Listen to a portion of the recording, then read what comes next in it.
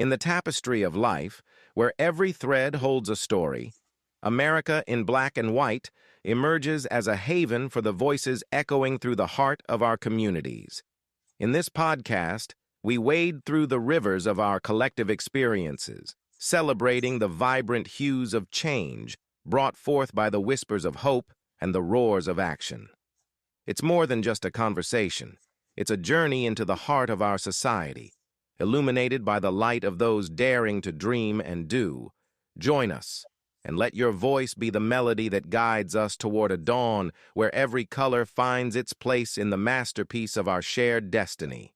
Together, let's paint a future brimming with the positives that dwell in our minds and the actions that shape our.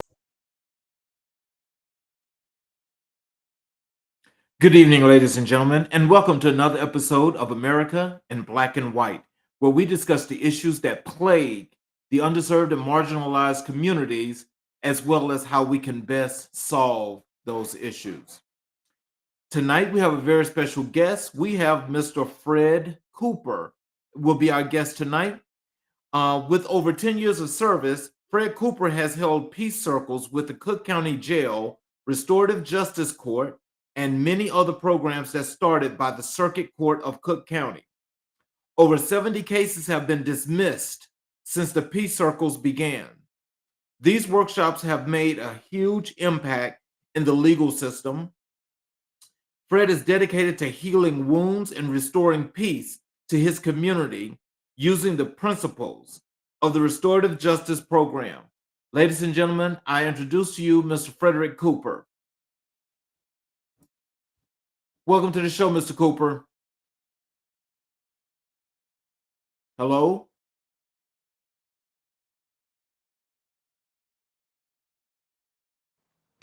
Hello, Mr. Cooper? I'm here. Okay. So welcome to the show. We don't see you though. Is on.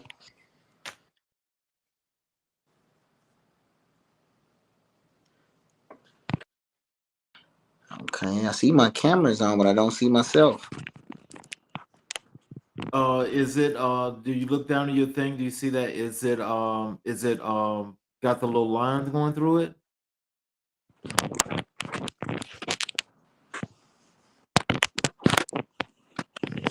I see my name. I just see. Let me see.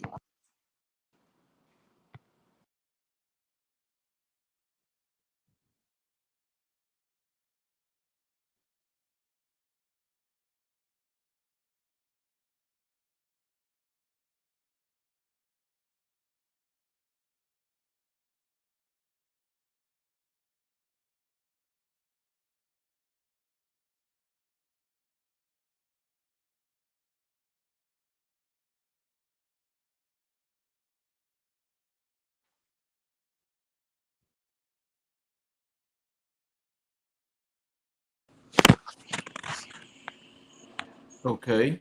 Um yeah, I still hear you, but we don't see you. All right, I'm trying. I got my camera on. Ah,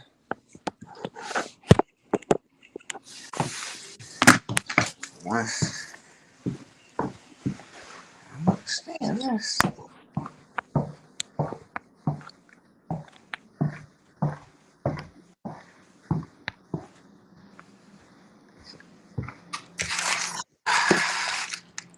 Well, it's on. I can hear myself. I see that.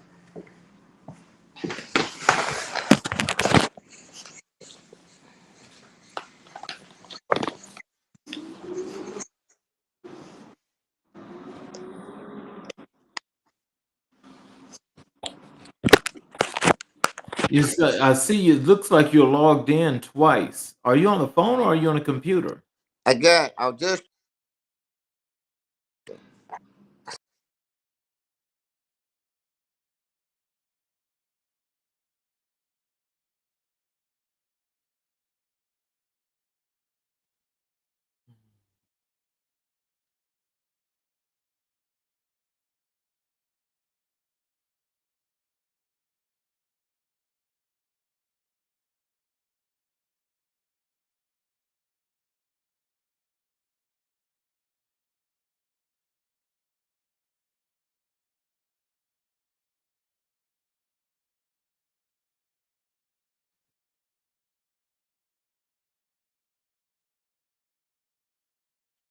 Ladies and gentlemen, please be a little bit patient here as we try to work out these technical difficulties.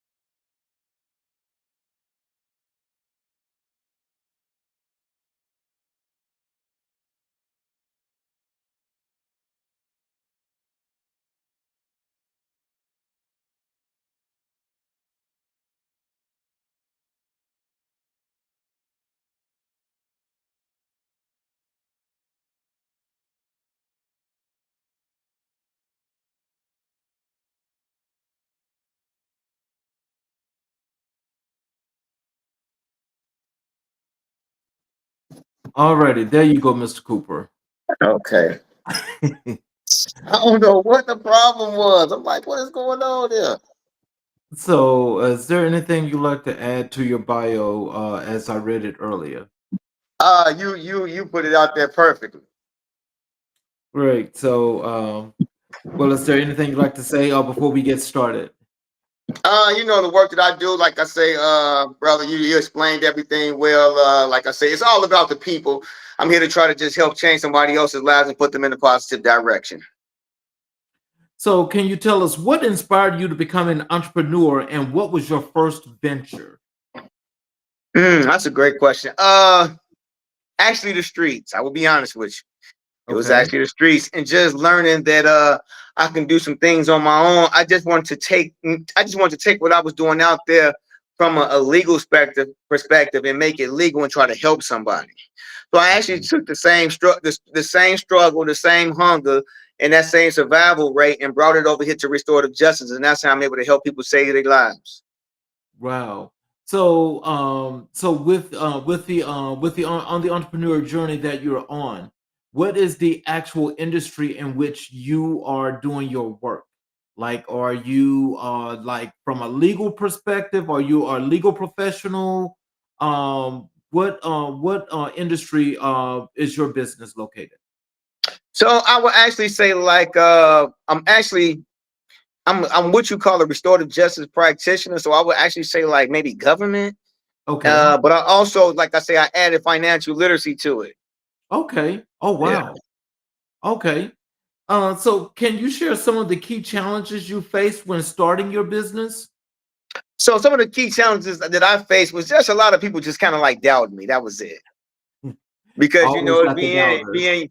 being young, being from the neighborhood, and people what I was actually known for, like Okay. hustling, selling drugs in the streets. So when I wanted to change my life, a lot of people doubted me, Okay. and so I just kind of stuck to it. I had my business plan laid out. I said I wanted to go into Cook County Jail and do restorative justice peace circles, and people thought I was crazy. Like, why do you want to go in there? And I thought those are the guys that need it the most. Right. You know, Well, I know especially especially if you're from the South Side, because it seems like when it comes to dealing with a lot of things from the legal perspective, you're always hearing a lot about things happening on the south side of Chicago. Yes. Yeah, so we faced with got a lot of murders going on in Chicago. Period. It's a lot of murder. The murder rate is very high. A lot of shootings, Okay. a lot of drugs and things like that. And so me actually, I was a part of those things. So I wanted to actually help our community in a positive direction. That's what made me want to do it because I wanted to take it to Cook County Jail. So I figured when I was in there, what would I want? Hmm. So I brought what I wanted in there, just as if I was still in there as an inmate. Oh wow. That's interesting, and I think that in itself should, I'm glad that you're able to share this with our audience because I think a lot of times when people go down the wrong path, sometimes people just get stuck. But Yeah, you're an actual proven fact that that's not the way it has to be. it's not. It's not. What innovative approaches have you implemented in your entrepreneur endeavors? For me, what I like I said, when I implemented for me, is just I wouldn't take no for an answer. So Okay. it was certain doors that I wanted to get in that I knew that I probably didn't have the skills, the education to get in. And so Hmm. what I did for myself was I just created just going out getting certificates for the certain fields I wanted to get in, like restorative justice. I went on my own and took a class up for that. And I also did like financial literacy. So with the financial literacy, I would always hear like guys in my peace circle talk about money. Hmm. And so when I heard them talk about money, I said, you know what? I'm gonna go get certified as a financial literacy instructor. And that's what I did.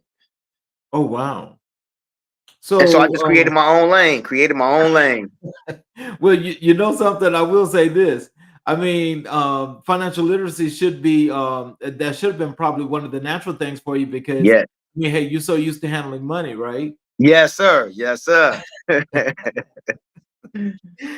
How do you identify and evaluate business opportunities in your field? So for me, I evaluate first, the first thing I always tell everybody in my group, I don't focus on money. Hmm. I focus on impact. And then I Hmm. know the more of the impact I make, I know the money will come in. Okay, that's interesting. And so I guess that means that from whatever angles you approach things, does that mean that everything has got a monetary value that has to come? Exactly. Yeah, so I focus on the people that I deal with. So I don't worry about the money. I never Mhm, focus on money. I just focus on the people that I deal with because I know that, especially like with the impact that we making with the restorative justice and dismissing cases, I know that more people will want to be interested in this field, and then I could just go from there and I could set my scale higher. Well, so do you have a team or is it just yourself? I went in as myself, like with the restorative justice. I actually work with a court. It's a team of us there. But with Mhm. the financial literacy idea, I got into that on my own. Okay. What role does social responsibility play in your entrepreneur ventures? Social responsibility. That's a good question. Ooh, social responsibility play. Hmm. For me, it's just like so. When I always go and like I say, I'm out on my social. I always be myself. Hmm. So even if I'm in a meeting, brother Charles, I never try to. I'm me. I'm me. Hmm. I never try to show up as somebody else. I'm me Well, at all so times. but with you being a people person, that means that, for your field, that it has to be natural because you're always dealing with people. So, Exactly. so just when you're dealing with people, are there different approaches that you take, or do you have like this one particular approach that you always take? I always come with the same me as every time. I never change it up. And it's funny you mentioned that because I had just did a peace circle training. And so people ask me, so what if you had somebody like a prominent position that sat in Hmm. circle? I said it would be the same. And they said, why? Because I tell them when we ain't doing restorative justice peace circles, everybody's on the same level field. So Hmm. I actually had a person of a high position come and he said, well, I just want to sit in here and see how it goes. I said, that's not how this works. You have to join in. No, I just want to see how it go. I said, no, that's not how this go. And I explained to him why. I said, because we ain't here talking about our personal lives, our personal information. We don't know you from a can of paint. So instead of you sitting on the side, you would have to join in with us. And this is a person of a big position, and everybody was like, whoa, like, wow. And it doesn't change, because that's what restorative justice is about. It's a non-judgmental process that puts us all on a level playing field. So, so for when you were talking about the crime and stuff like that earlier, can you tell me, it's like when you were seeing all that, and of course, as you said, but what you was doing before. So as you start the restorative justice process, besides all of the personal experiences and what you have seen, was there anything else that just poked you and said, you got to do this? Ooh, wait. Yeah, I will say yes, because I'll be honest with you. Restorative justice is not something that I wanted to do.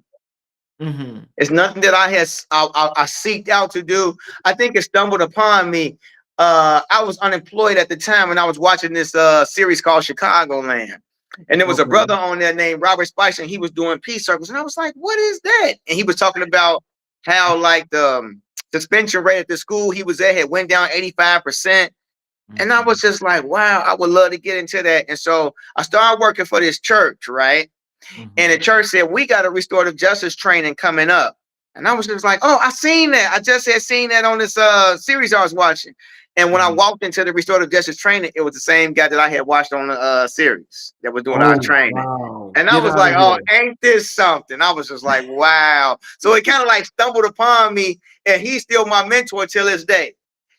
And so when I started going out, I trained for about maybe a year, like different trainers and different practitioners. And so when I really went out into the field and started doing it, like I started in like high schools, they would just like love it. And then I said, you know what? I got to take a bigger challenge. And that bigger challenge was that Cook County Jail. So I would ride past Cook County Jail every way on my way to work.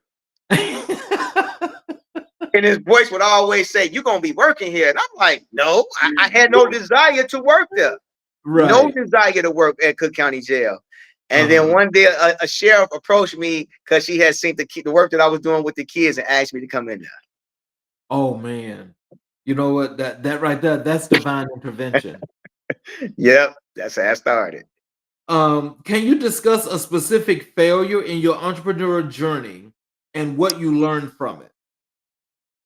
I would say when I first started with the restorative justice peace circles, moving too fast, not taking my time and just going. When I was focused on trying to make money with it, that was my main issue. And so when I was first started, getting my first checks, I'm looking like I did all this and only got this, but I wasn't even realizing the impact that I was making on people's lives.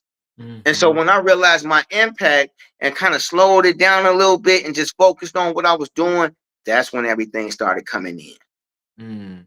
You know, as you mentioned the impact, you know, I think that is that's the thing that was so interesting when I ran across your profile on LinkedIn when I reached out to you, is because you know, here at America in Black and White, you know, our goal is to target the underserved, marginalized, and LGBTQ communities in order to build them and connect them. We don't want to just build them up and expand them out. We want them to actually come together. So as they come together, and with especially coming into 2025, you know, our mission is to ensure that once we start connecting these communities, we want people to know that, you know, when you see people that look like you know, and is doing these positive things, that you should be a part of that. And so as I just think about you actually reaching out and you just starting this restorative justice program, I'm so proud of you for one thing, but then to take on that kind of challenge and to actually bring this into fruition and continue to grow it. Like, how does that make you feel? Wow. I'm glad you said that, because, and that's the thing that's why I love doing the peace circles, because it puts us all at that level playing field. So I feel real blessed doing this work, because I work with everybody, like brothers from jail, the LGBTQ community. And so I'm getting all this, like, I was actually reading a book because I didn't even know about LinkedIn. I was reading a book And the book was like, man, if you trying to put your business out, one of the websites you should get on is LinkedIn. LinkedIn? What the heck is that? So I went, downloaded it, and I started putting all the work out. And so now I done did trainings in schools, I done trained teachers, I done trained police officers. So these are people that people in my community would probably never sit in peace circles with. We would never sit in with police officers. And so now I'm bringing everybody together. Let's talk, y'all. Yes, Yeah. sir. And I always tell people in these peace circles, Brother Charles, try to understand somebody you don't know. Exactly. Try to, because I might not know you. You might have a different religion. You might was raised a certain way. So everybody, well, because just because I don't believe in what you believe in or don't see the things the way you see it, that doesn't make me wrong or right. But that helps us build a relationship with each other. Yes, sir. 500%. 500%. That's the way it works. That is the way it works. And that's what I'm most proud of. What advice would you give to young entrepreneurs just starting out? Well, first, I would tell them, like I say, make sure you're doing something that you love to do. Because if you're doing something you love to do, it doesn't even feel like work. It doesn't. I love to do this. So me, it don't feel like work when I go into these peace circles. I just do it, but it's actual work. But it don't feel like work to me. And so when you're doing something that you like to do, it's easier to do. You would do more of it, and it comes even easier. And so wherever your goal is, whether the goal is money, whether the goal is impact, it's going to come easier because you love doing it. Can you tell us what is your actual process of actually bringing people into the peace circles, and how do you get them to be so large? Okay, so if I'm working with the court, so these are actual participants. We call them participants. We don't call them in anything like that. So it's an actual participant. Say he got a gun case, right? So with the restorative justice courts, we dealing with first-time non-violent felony cases. Right. And so the state's attorney will go out, he screen these cases. Hey, this guy is probably a good fit for this. They check the community, they check the background, they check the first case, they bring him to us. So he would come to me. First thing that I would do is what you call a pre-circle, just trying to get to know you. That's it. Hey, what you like to do with your family, this. We'll probably meet within 2 weeks. So that first initial process, everybody, so I might have community members, we all sit in this circle. So I make everybody sign a confidentiality form. Why? Everything we say in here stays in here. This don't go to the judge. This gonna go to the court. Because whatever this young person says, it stays in this room. It don't go out. Second, I always do values, guidelines, values. So I'm asking everybody in the room, what do y'all value? We're gonna write it on the board. Then we go to guidelines. Guidelines are not rules. It's just what's gonna guide our process. So what do y'all do? We're gonna respect our talking piece, which means whoever got the talking piece, we all listening, so it won't get out of control. And then I always put, first thing I always put, be non-judgmental. You gotta put that. We're not judging nobody. We're not here to say, oh, you had a gun, you should go to jail. That's not what we're doing. This is not a non-judgmental process, and that's why I love it. So when the process, because if I get with a person of different religion, different, I don't like this and I don't like that, we can all sit in here and say, well, hey, I might not agree with you, but we can keep this thing moving. And that's what I like about this process. Because we can agree to disagree. Yes. So we're going to delve a little bit deeper into the restorative justice work that you do. Can you tell us what led you to become involved in restorative justice, and what does it mean to you? Well, what led me to get involved is like when I first sat down with the initial process and started hearing how we would work for our people in community.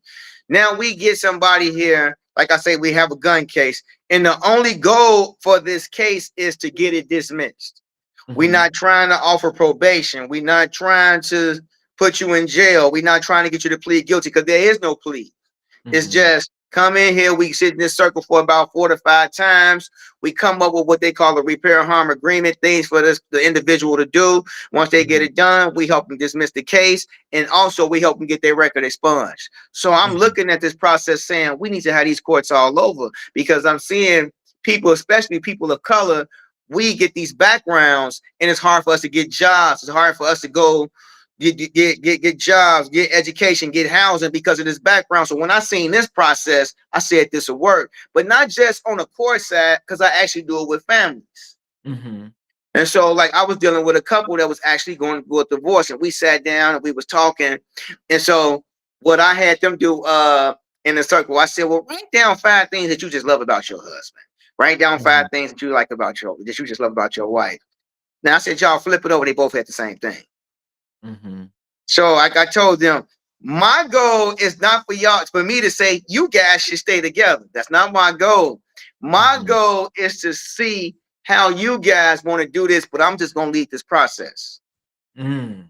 Oh, wow.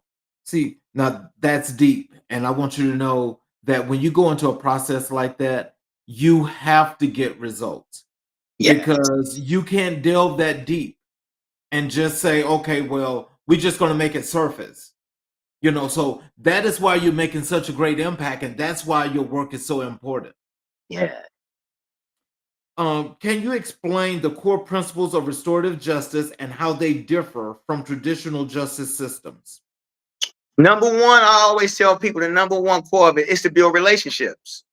Mm-hmm. You have to build relationships because I was just doing a speaking engagement at a college, and there was all these students want to be police officers, and I asked them, I said, "Y'all want to be police officers? Let me ask y'all a question." I said, "How many of y'all know 5 police officers in y'all community?" Nobody raised their hand. Mm-hmm. So that's why I'm saying, so when I'm trying to build relationships with police officers in the neighborhood, it's not to try to see what we doing, it's to see what we can do better. Right. What Right. can we do better? So I was doing a training with the police officer, and I said, "Well, let me ask you, officer, something. How many of y'all actually pulled somebody over to actually help them?" Of course, I know that's never, especially on the south side. The room got quiet.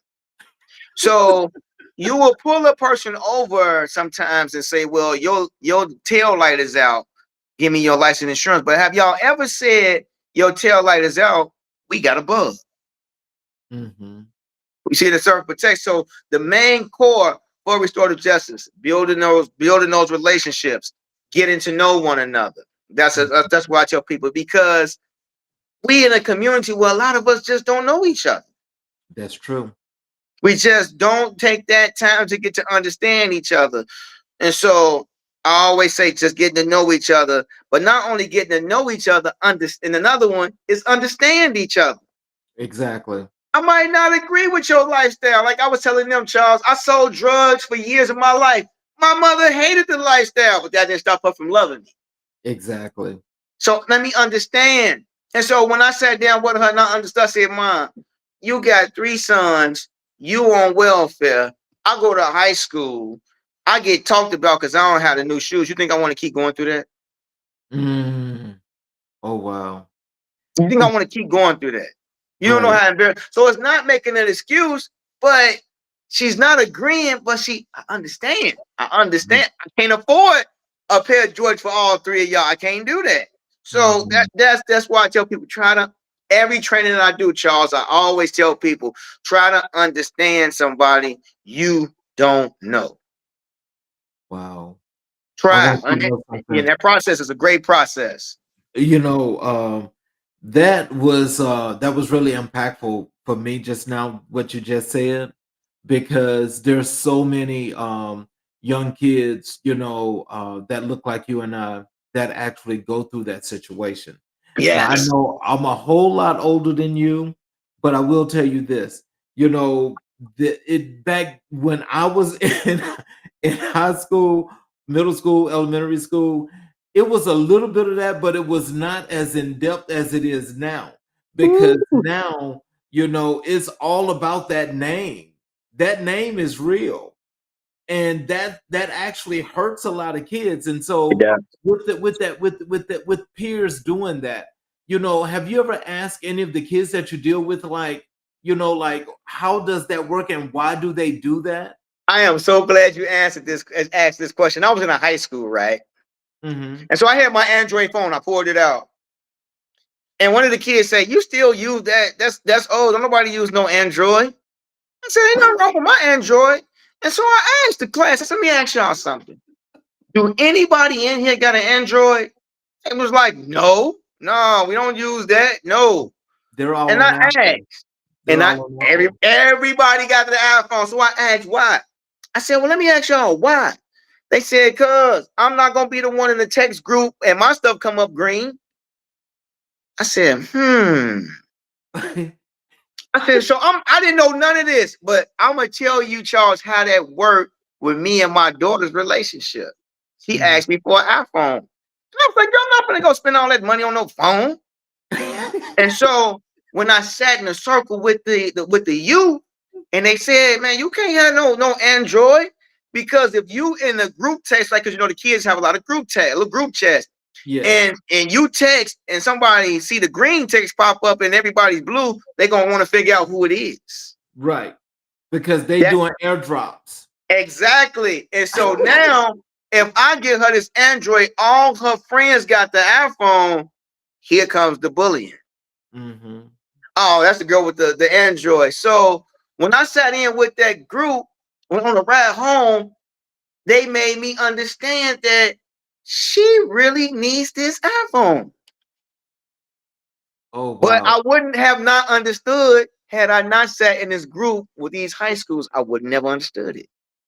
Well, you know something? See, I think the difference in iPhones and Androids is what I think we as parents need to understand is that these kids use the iPhone because it's not like the iPhone has got more technical stuff on it than an Android.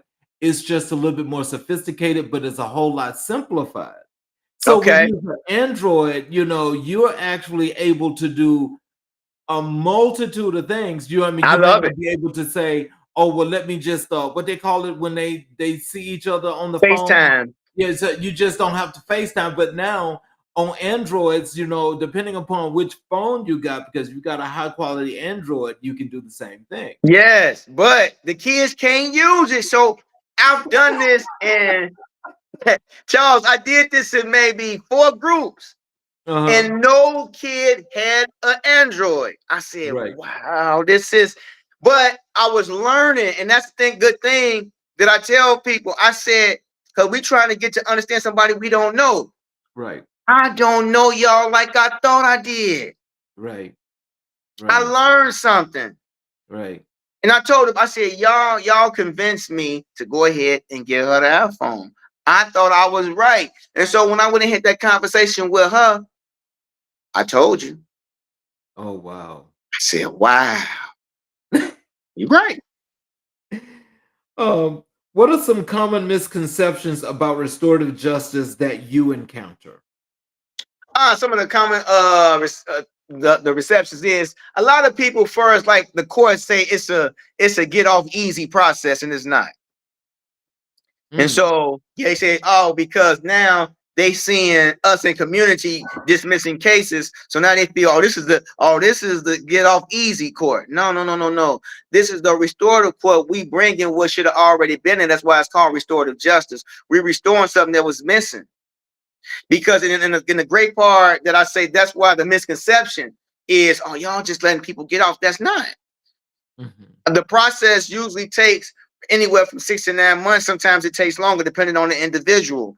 And so that's a misconception. And another misconception is, oh, it's just we just talking. No, we are getting to build relationships because we actually giving a voice to the voices that probably never got heard. Exactly. Exactly. Wow. You know, as I think about that, as you mentioned restorative justice, I actually had a guest on the show earlier in the year a few months ago, and he was doing restorative justice in one of his schools. He's an educator, and he was doing restorative justice in the school. And I'm not sure exactly how that works because I had no idea about this course or whatever have you. I just know that when I seen it, the domino effects was like unbelievable because it's just saying all these things that go into that, and I'm like, well, I never knew anything about this. I'm just gonna be honest, I Yes. never knew. And so as I see that, now I'm just wondering how difficult was it for you to get the local county and state governments to work with you in order to put this into place and for them to hold their word as to what they're supposed to do. Right.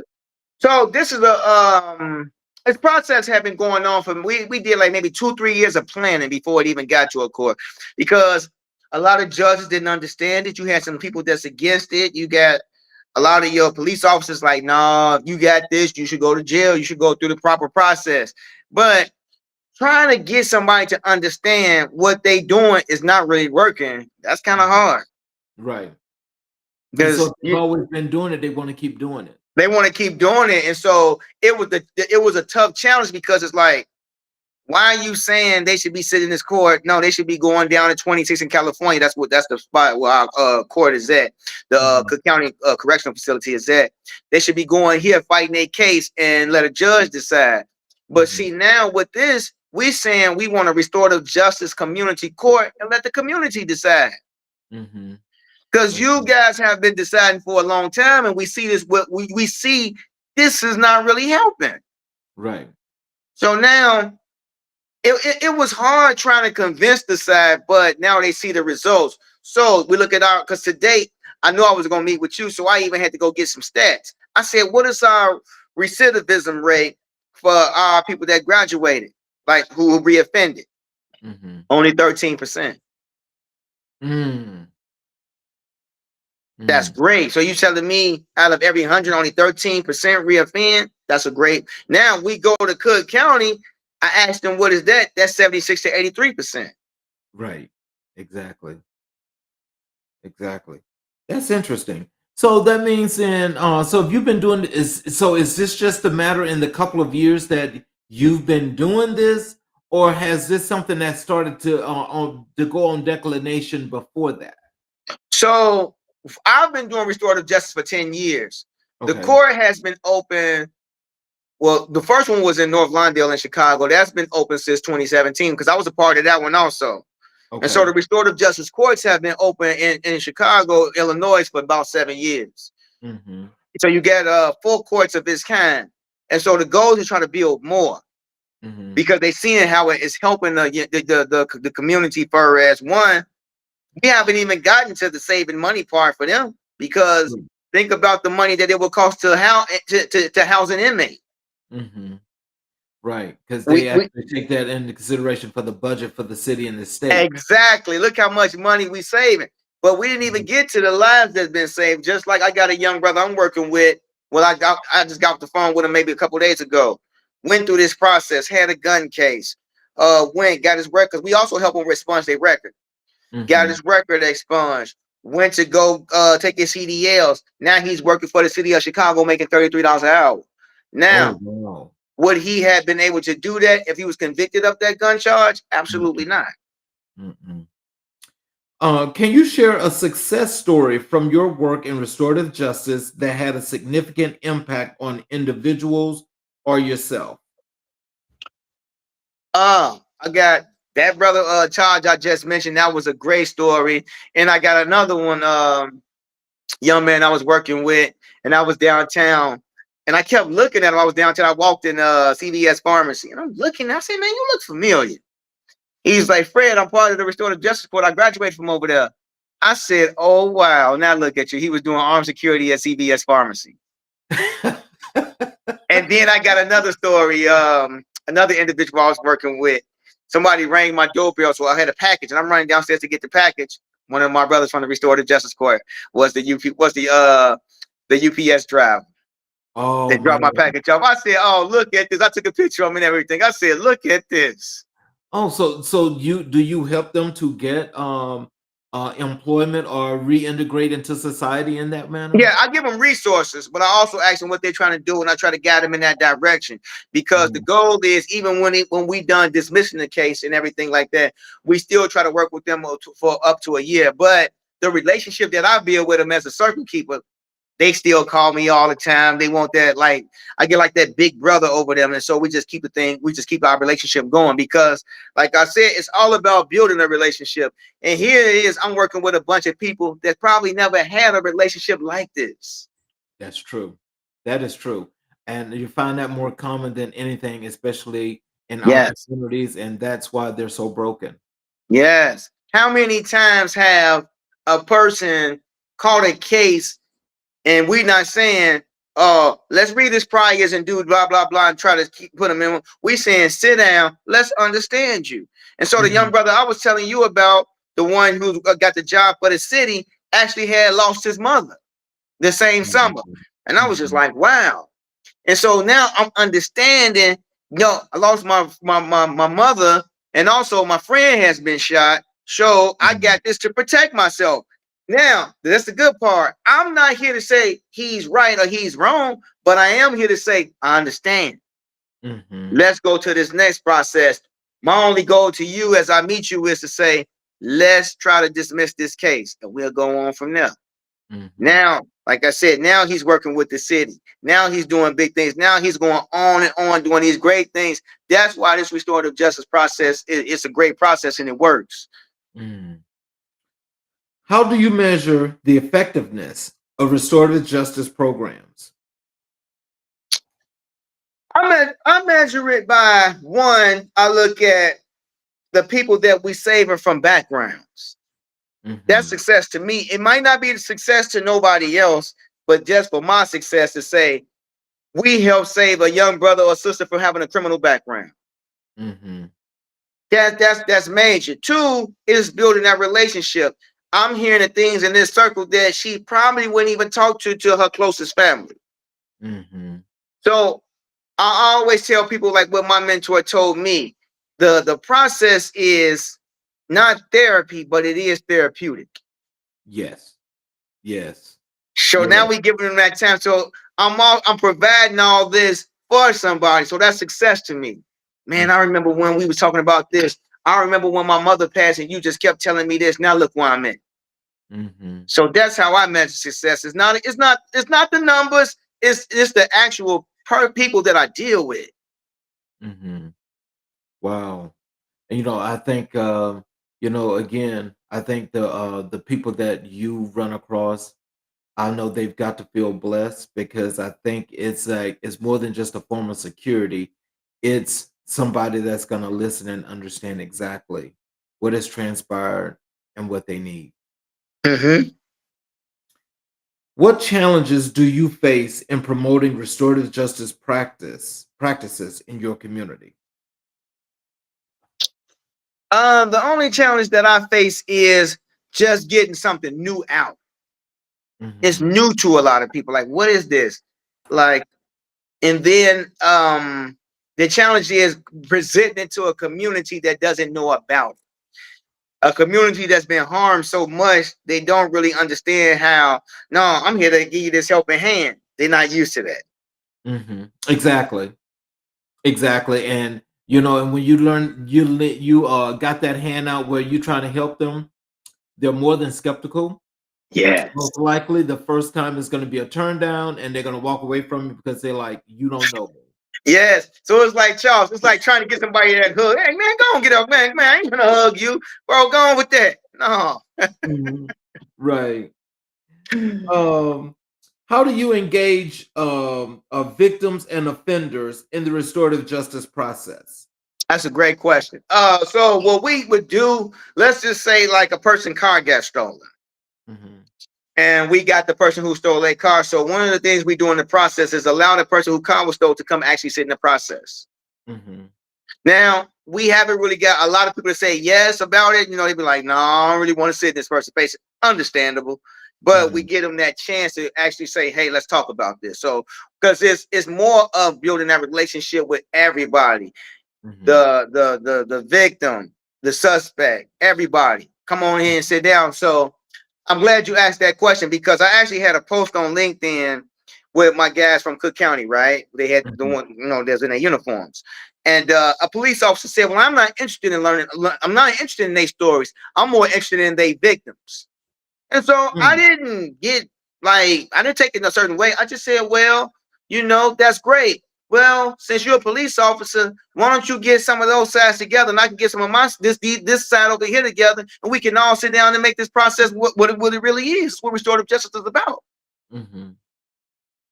So Fred, this is what I want you to tell us, because this is the thing I think a lot of of our audience that's listening now that don't know a whole lot about restorative justice.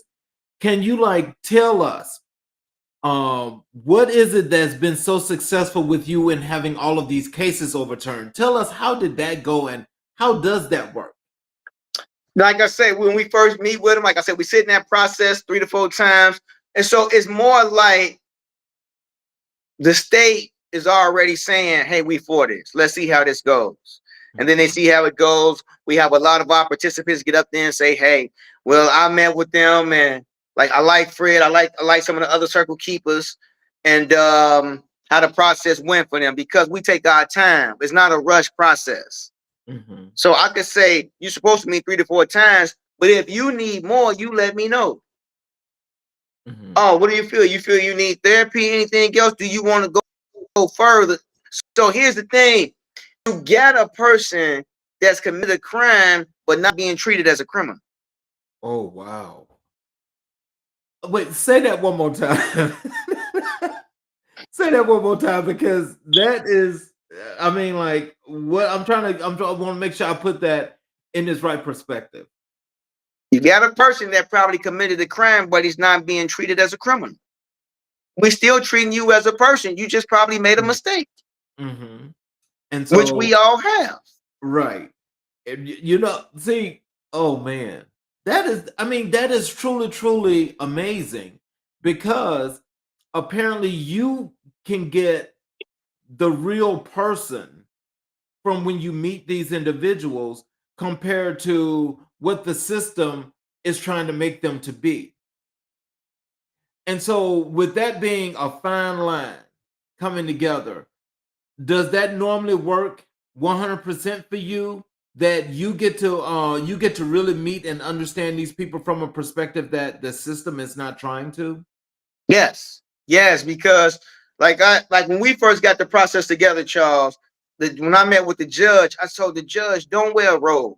And she said, well, why? Because I said, you're not judging nobody. Mm. We're not in the judging. We're not judging. And so I get to actually sit down with this person, learn his background, learn what happened that day. So I can say, well, what happened that day when you got arrested? And then just start talking.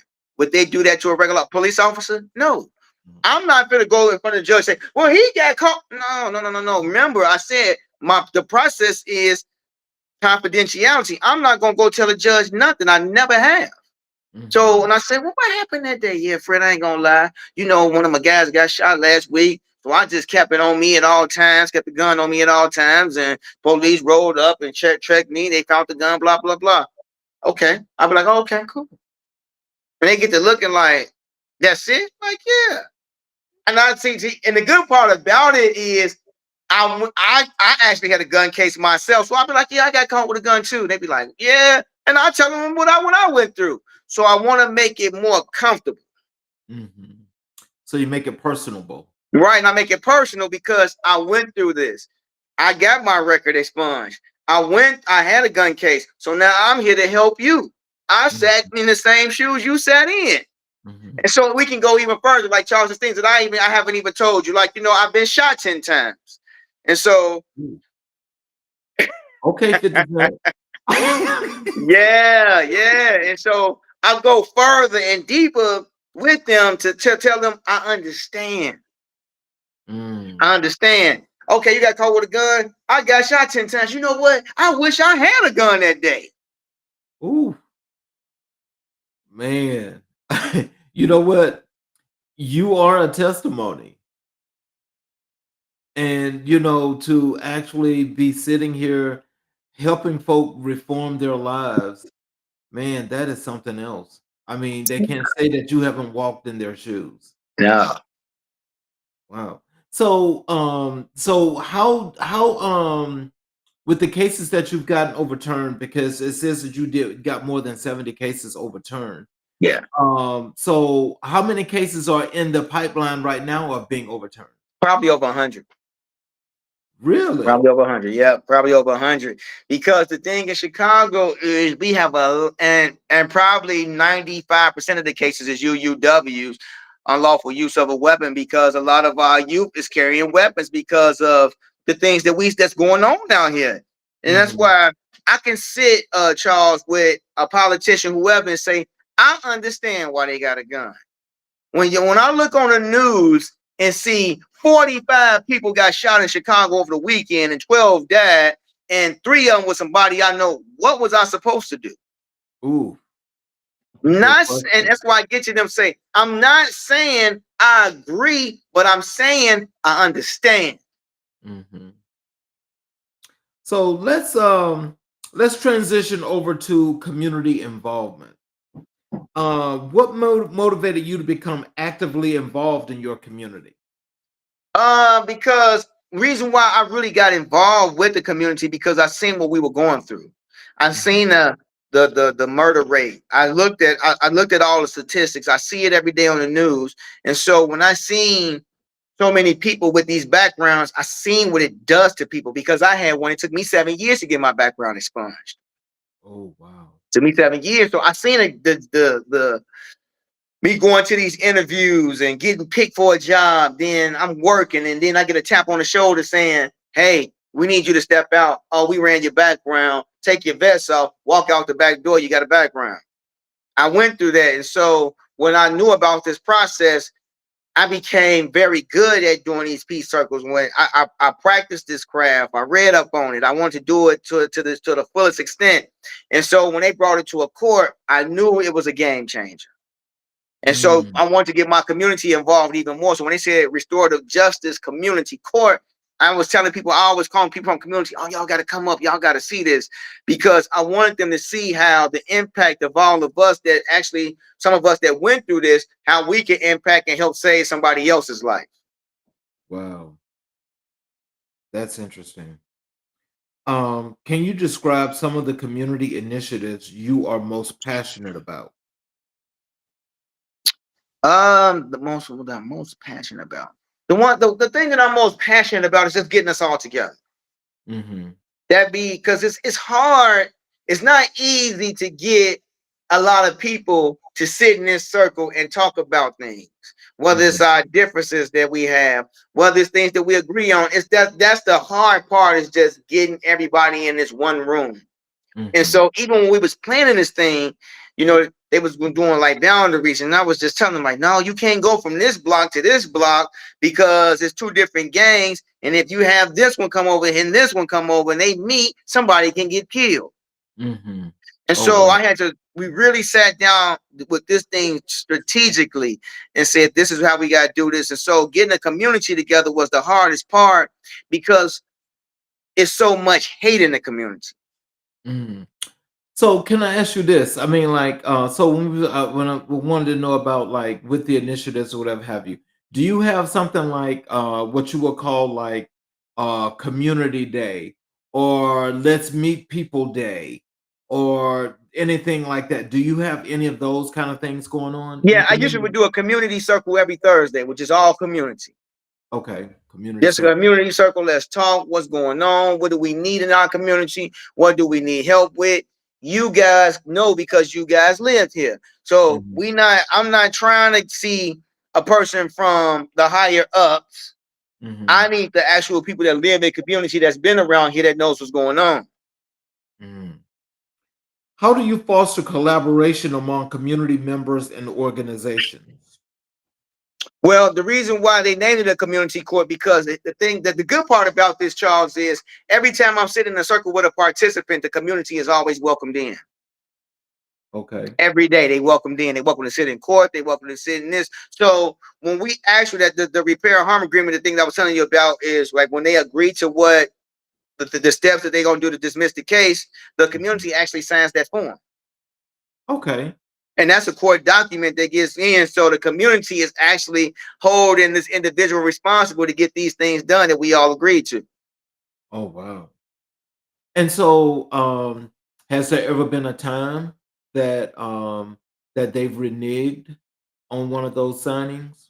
No, not yet. No, it's been times where I had to go chase somebody down because they didn't come in. Like, when I'm at work, I got like, man, you sat in this circle. I gotta have you sign this paper. Where you at? I'll bring it to you.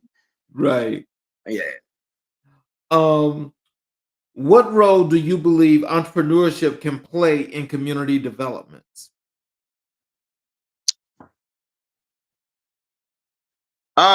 Just so what first like community development. So just like me, when I did the financial literacy, the goal is like I'm showing them as an entrepreneur how I was in this community and how I did this and how it's impacted our community. So now I'm bringing this to the stakeholders and everything to show them that this is what we need more of. You can't tell me what we need more of when you don't even live in the community. Right. So I'm going out here and saying, one of the statistics I seen, I said, wow, it's funny how my community spends the most money but got the worst credit. Mm-hmm. And so I'm Exactly. getting all this stuff to back me up as an entrepreneur to bring to this so we can shine a light so we can get the resources for the community.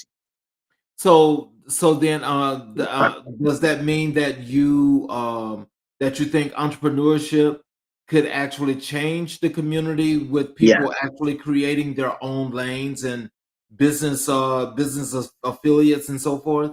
Yes, because when I sit and do a financial literacy a class, Charles, so I'm not just sitting here talking about credit. One thing I showed them how to do LLCs. I also Hmm. showed them, taught them about 401ks. I tell them Hmm. about all these things that probably my community just don't know. Hmm. And so I was sitting with a group of young men, and they got offered. It was a program that they was working. They get paid for, and they offered them 401k for the first time. Hmm. Everybody turned it down. And Oh so they boy. asked me to come in and talk to the young brother. So I said, why y'all turn up 401k down, first of all? Man, I need all my money. I don't got time for that.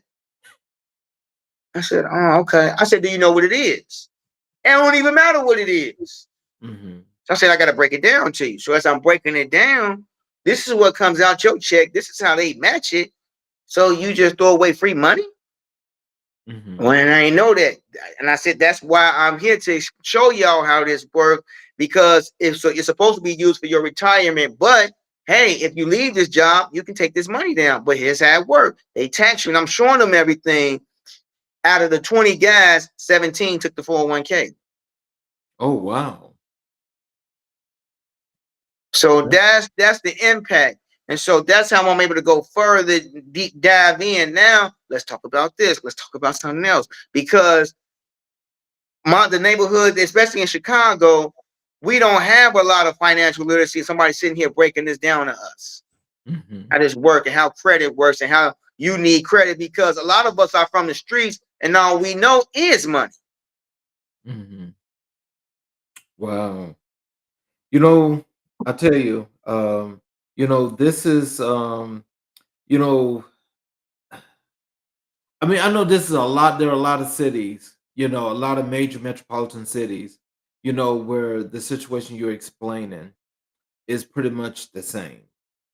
But I think for what the restorative justice program has done is when I'm listening to you, is that it more than just allowed you to make inroads within the community, but you're able actually to make more inroads within the legal system itself. Because, as they see this and as this continues to grow, then what's going to happen is this has got to be a pipeline. I mean, I don't know this, but it sounds like it's got to be a pipeline to rein in the police force. Yes, exactly. That's the goal. That's the Okay. goal. The goal, and that's why I'm glad you said that because that's the goal to have community to be able to sit here, to have the police be able to sit here because neither one is going nowhere. Hmm. Let's sit together, and this is how we do this. See, like Charles, like I was telling them, I'm actually got a training coming up with police and community, and what I was telling the police with them is, I'm not going to allow y'all to control the process. That's not how it works. Hmm. I gotta have the community input because what we've seen, the statistics have shown is a lot of community don't even want to get to know y'all because we see what's going on out here. That's Exactly. not to say there is no good cops. That's not we saying. But we are Exactly. saying is let's sit in here and let's talk about the differences and see how we can get to the higher goal. Hmm. Wow. Um, how do you address the social and economic disparities within the communities you serve? Say that one more time, Charles. How do you address the social and economic disparities within the communities you serve? How do I? That's a good question. So my goal for me, how do I address it, is like just trying to every day get both sides to just we got to get them to communicate with each other, Mhm. and that's tough within itself. So just getting everybody in this room to say, hey, because now when you start looking at something like restorative justice, now it's starting to get out more. Mhm. So now what I'm trying to tell my community and the police officers, we don't want to look at this as a money grab. Because now you have a bunch of organizations just trying to get money. And that's not what we're trying to do. What I'm trying to get them to understand is the impact of it, how the lives that we're saving. Look at how many people that we save from this background. Look at how many people now probably got their LLC, probably got a 401k. We got to look at the small wins because these are big wins in the community. Right. And so, before I move on to my next question, let me ask you something because, I'm really, like I said, I'm just really loving the work that you're doing. Um, how is it that when it comes to the policing, and just the legal system in general, just the legal system in general, how is it, how do you feel, or do you feel comfortable with where you are right now and what you're going to set as a goal as to how you won't really make restorative justice work? How does that how do you feel about that? How are you feeling about the system itself in general? Well, the system itself for me is showing that it's really not working. Mhm. Because what I feel is, especially for my community, which is dominated with blacks, Mexicans, Hispanic, things like that, those are the ones that I see every day in jail. And Mhm. so it's not working in our favor. So now we got something here that's working. And Mhm. so the goal is like for me to bring it to more, because we, like I said, we got 4 restorative justice courts in Illinois. The goal for me is to try to put them in every community. Right. And so even with our police, it's just to show them that, hey, not saying you're a bad officer or anything like that, but let's sit. What can we do to help each other? Right.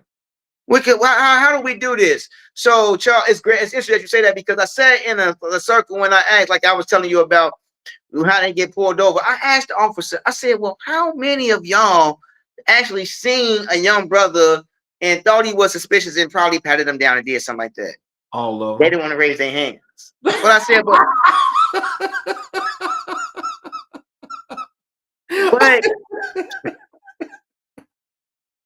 I'm said, but sorry. also that same young brother, how many of y'all will actually walk up to him and let him know about a job that he can apply for? None of them. We got to change this. It's not what you guys do. It's not working. So when Mhm. they start seeing y'all come post up, they want to run. Exactly. Exactly. And you know, I was, when you come on the show the next time, but we'll have an update and we'll go a little bit further. But I'm just going to tell you the reason why they're not going to do this from a police perspective is because it's in their handbook Yep. to arrest young black men in particular, but black people in general. That's what they get paid to do. The more Yes, they bring in, the more they kill, the more money they get. That's the whole system. I totally agree. And so this is what has to change. And so I still I gotta say again, I've said it a million one times, but I'm just loving what you're doing. And Thank you. see, that's why we gotta have make sure that you continue this because Yes. when we get towards the end, well, I'll just tell you this now before I get to the end, because when you have one of your it's something that's big that you're going to be doing and so forth, I would really like to know in advance because I would really like to cover it if it's possible to do Of that. course, of course, of You know, course. because I Love it. think when you have things like this, I think people need to see this not just for where you are, but we need to see this outward Yes. because I think for what's real and when you can see that up close and personal, that in itself has a chilling effect on a lot of people, believe it or not. I agree. Agreed. What strategies have you found effective in mobilizing volunteers for community projects? Oh, for my for my people, I always tell them, like, if I'm trying to do a large project, I'll be telling them, hey, one, we got to get some food here. I always tell them, I say, y'all got to get my people with some food. And so the goal is when I'm trying to so I always tell them you got to give a little to get a little. That's true. And so when I sit down, so I always try when I try to do the community dinners and things like that, because I work with so many different organizations, people gonna come out. Like I tell them, people gonna come out to come because they see food. But that's when I can say, hey y'all, let's speak. Let me tell y'all about restorative justice. And see, one thing about me, Charles, I never try to put a lot on them at one time. Mm-hmm. So when I meet with them for that first time, I tell them a little bit. I might spend 10, 15 minutes, and that's it. And I invite them out again. So I invite them out there 2, 3 times, and then, hey, come on to this peace circle so y'all can see what it's about. Mm-hmm. And so same with even even I always I tell people about restorative justice. I always use my story to tell them where I come from. And I tell them about me getting shot, and I tell them about me going to jail, and I tell them about me, my brother been shot, I've been shot. I bury almost everybody on my block. And so I Mm-hmm. tell them these stories because now I know a lot of the youth that's out here going through the same things. Mm-hmm. I understand what they doing. I tell them I understand why a lot of the youth is having these guns and things. They looking at the rappers and things like that, and that's who making it. They get it in their videos. So if this is what I'm trying to get to, this is what I need to do. Mm. Wow. But see, Oh, yeah. So I'm mm. trying, I'm trying to show to you. So we got our young rappers that need restorative justice too. Yup. Yup. Record labels need to be signing practitioners, restorative justice practitioners, to sit in with our young brothers. Right. This don't make sense. We got so many young millionaire rappers in jail right now. You're right. Right. All because of that lifestyle. This didn't make sense. And I'm glad you asked that, y'all, because I was actually talking to somebody who's part of that industry. And I said, man, it's crazy. I'm seeing all these young brothers in jail, but you never hear nothing about the record labels that sign. Right. Exactly. That's because look, only thing they want is money. All they want is the money. If you ain't producing that money, then you sign, but we can drop you. Mm. And we done made, and that young rapper done made these record labels hundreds and hundreds of millions of dollars. But soon as they put the cuffs on his wrist, we get rid of them. Yep. And so, what are we doing in place to protect our young brothers that's going to this industry? What are we doing? Are we getting them mentors? Are we sitting in? Are we trying to understand them? Mm. And so they ain't but no, they ain't trying to do that. Can you share an example of a community project that has made a lasting difference?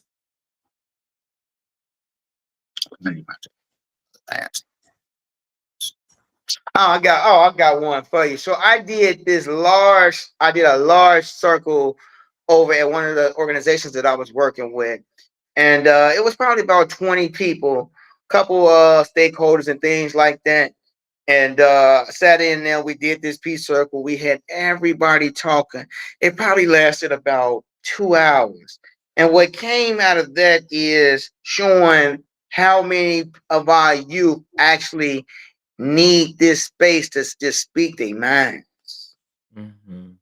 They don't even have that space. And one of the teenagers in the group, she said, I ain't never really had no time to really just talk and just say what I felt and not really be judged on what I said. Mm. And so it was so impactful to show the whole community this is how restorative justice works. We ain't judgmental. Mm-hmm. Wow. So, excuse me. Let's transition over to your insights and reflections. Okay. What personal experiences have shaped your views on justice and community service? Hmm. What's changed my views is just like going into Cook County myself. As one, I went in as an inmate, but two, I went in as a worker. Mm-hmm. And so when I looked as a worker and I seen that how many black young brothers are being locked up, it just, even if they're innocent, some of them spending almost, I mean, a year, 2 years, 3 years in a place, and then they end up beating the case. Mm. I done gave you 3 years of my life. Right. Right. So just that, this is insane. Yeah. So just seeing that part, but also the part that I'm seeing is a lot of our people are just used to this. Mm-hmm. We shouldn't be used to this. Right. And so, like I was telling the group, I was in there Monday. I said they saying 2 out of 3 of y'all, when y'all get out, will return. And this system has never failed. It's never failed. If y'all saying 2 out of 3 gonna return, how do we change that? Well, that's the thing. They're not trying to change it. They're not trying. And that's why, like, when people ask me, why do you do peace circles and financial literacy with the inmates? And I tell them, that's the ones that need it the most. Mm-hmm. You're absolutely right. You're absolutely right. How do you balance your work as an entrepreneur with your commitments to restorative justice and community service? Say that one more time, Charles. How do you balance your work as an entrepreneur with your commitments to restorative justice and community service? Well, I always put the people first. Mm-hmm. I always put the people first. And so working with restorative justice has allowed me to turn what I was doing on the side into a business. Mm-hmm. Because now I could take the same work that I'm doing here, and then more people want to get trained on this. More people was hit, like when I'm posting all these pictures and I'm showing these peace circles, more people was more interested in it, and that allowed me to go out and even do more to work on my own. Mm-hmm. So I mean, like, does that like take up the majority of your time, Yes, or so then how do you balance your family time, or do you have enough time for your family? I do. I don't do no work on weekends. Okay. Do no work. And once I'm like a certain time, maybe about 6, I'm done with the day. I don't bring no work home. I won't talk about it. Mm-hmm. I shut it down because I tell people when I'm working with somebody, I'm working with that person's life. This is your freedom. Right. Because if they don't complete the process or they end up catching another case, what can happen is the case that I'm working with them with in the new case can go back in front of the big jail. And now look what you're looking at. Oh, And yeah. so now I might have been working with you 69 months and everything that we did just goes. Went away. That's the hard part because I've seen it happen. Mm. Man, that's horrible. What qualities do you think are essential for effective leadership in both business and community work? Being open minded. I have to be open minded with who I'm working with because I know that the participants that I'm working with have made mistakes. They're not at the mind frame to some to feel like what I'm even telling them is real. Mm-hmm. They not some of them just not there yet. They looking at the videos, they looking at what's around them. And I'm saying, hey, we can do this, this, this, but some of them still can't see that. And so it's difficult because I'm trying to show them, hey, I done this, but they looking like, yeah, that was in your time. And so what I'm trying to show them is it takes a small start to get to a big finish. Yeah. And some people can't see that because a lot of my participants, I need this now, I need this now. And so that be the hard part. And then just hearing some of the stories that I hear on a daily basis, like, yo, yeah, my father and my brother got killed. And I'm like, wow. Mhm. So a lot of the individuals that I'm dealing with, it's a lot of trauma. It's a lot going on, and it's a lot of stuff that has not been dealt with. So, with some of those people, as you were mentioning earlier, how many people, in just in guesstimation, how many of these young folk that you have run across in your work are still stuck on the instant gratification? More than half. Really? More than half. And so, do you think that that's just a part of environment, or you think that's some learned behavior? It's part of it's both. It's part of the environment and it's learned behavior. Mm, Because they're going through something that, so like that's why I explained to you earlier, like with the shoes. It right. was learned behavior for me because if I seen somebody with the new Jordans and everybody in the school got them, I gotta have them too. And so that's why Right. I explained the iPhone thing. So when she said, no, I can't have this Android, how would I be looked at? And so they need that instant gratification. I gotta have an iPhone. I gotta have Jordans. I gotta have a $500 coat. I gotta Mhm, have this. And so a lot of our youth, they go out and they get it. If my mother and my parents can't about it, I'll go get it on my own. And then when mhm. they try to get it on their own, that's when they end up in this court. Yep. Yep. That's normally how that work, and that's just simplified. In your opinion, what are the biggest challenges facing communities today? The biggest challenge, one for me, I would say the lack of education. You know, a lot of us are not educated, and two, the lack of jobs. Mhm. And it's like we don't have that out here. So a lot of people are scrambling out here. Like I ride past every day. If I would go past the welfare office, I see the line all around the corner because it's just that lack of jobs. It's not saying our people don't want to work, it's the lack of jobs out here. Wow. So that's even in an industrious city like Chicago. Yes. Chicago, yes, yes. Mm. How do you stay motivated and inspired in your various roles? I stay motivated when I see the success stories.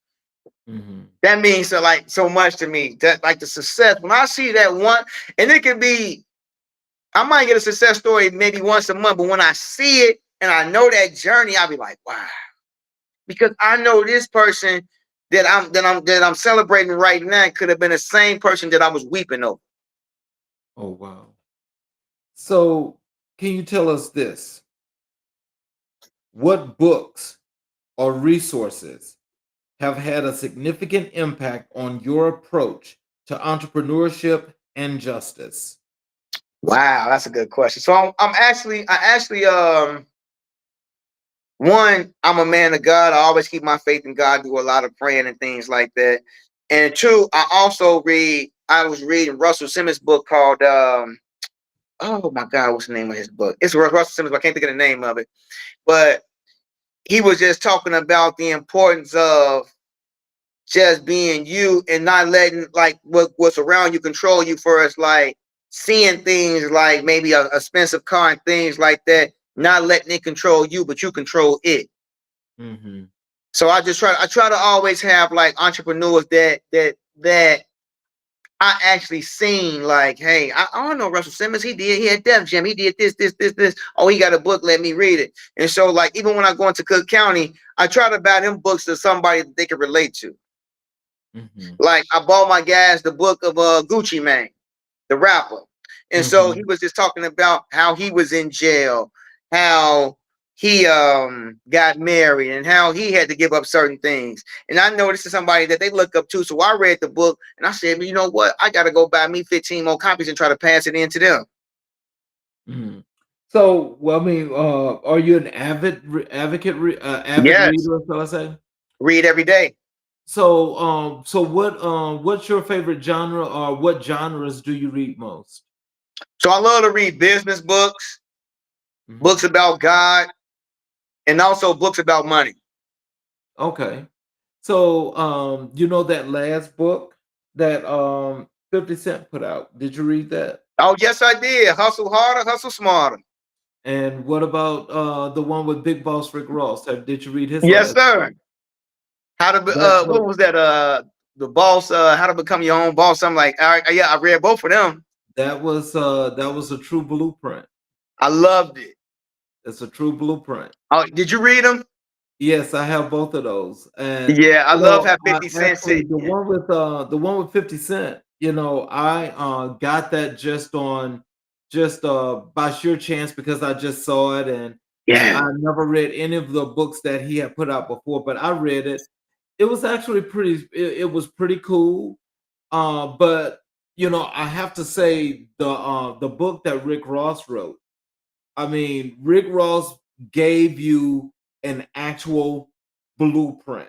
how to boss up. I remember, yeah. Read that book. If you're into business or you going into business, read that book. It's step by step by step by step. It's funny you mentioned those two books, Charles, because those are two of the books that I'm actually gonna bring my guys in the county. So I Right. love to get him something that they see on TV, but read their Mhm. stories. Right. I love one thing 50 Cent said in the book where he was talking about his crew and he had to get rid of a lot of dead weight. Exactly. Look, build up, break it down. Build I up, love that. break it down. But when you break it down, you're not breaking it down to where you're losing. You're breaking it down to where if you got to keep it small for a little bit, keep it small for a little bit, but you still got that big old chunk that you gained. So you can build up again, get Yes. more, and break it down one more time. You can do Yes. that as long as you want to. I love that book. I'll say you just never know a person's story. And I love how he talked about power and they really didn't give him much money for the first episodes. And his management team was saying, no, don't take it. And he was like, no, I'm gonna take it. Mhm. And he said when he signed his next deal, he got $150 million. Right. And I Because said, he's the wow, executive producer and it's his story. yes. But you I know, said, that's how you wow. double dip though. You know, you act as well as you produce. So you're getting the money from both sides.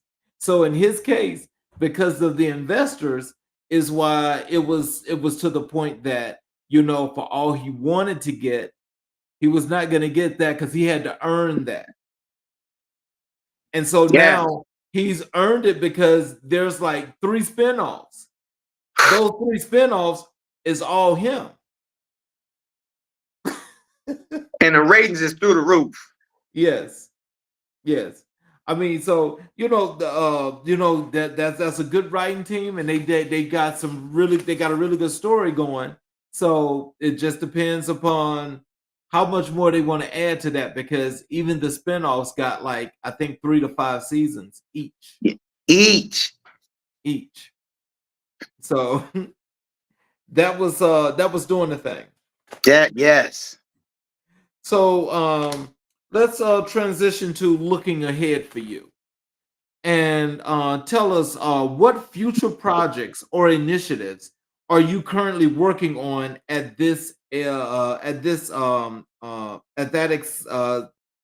that excite you, shall I say? I'm working on a book. Oh, really? Yeah, I'm finishing up the last chapter. Should be ready by the beginning of next year.